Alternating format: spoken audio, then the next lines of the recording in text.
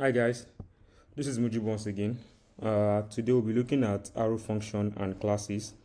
In the last class, we talked about classes, objects, and object-oriented programming, right? Uh, uh, I believe we were able to grab one or two things regarding classes, right?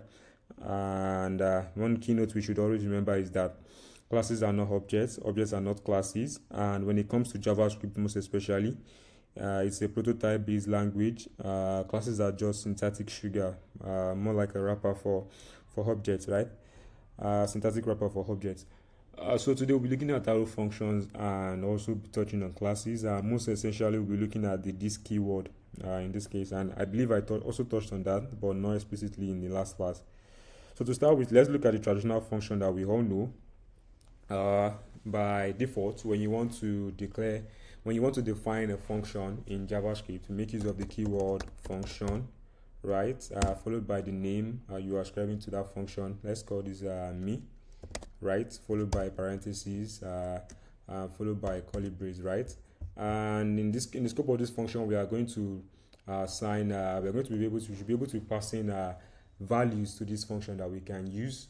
That values that we are passing into the function at the time it's being invoked is what we are calling parameters, right? There's a parameter name and my name and my job, right, or my role. So basically, if a function doesn't return anything, it basically returns a void, right? Or undefined. So in this case, we are going to let's console.log, right? My name is Mujib, and I'm a software engineer, right? So when we run this function, right, we get undefined. So let's explicitly return something from the function. We're going to return a statement saying my name is name, right?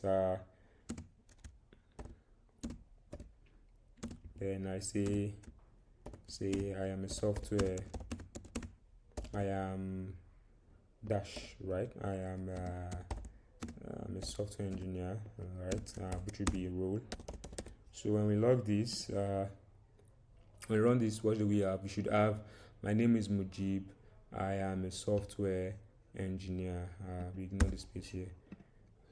So this is what we know now. This is what we know as a traditional function.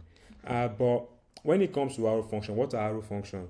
Arrow function is basically a compact alternative to the traditional function that we just written here.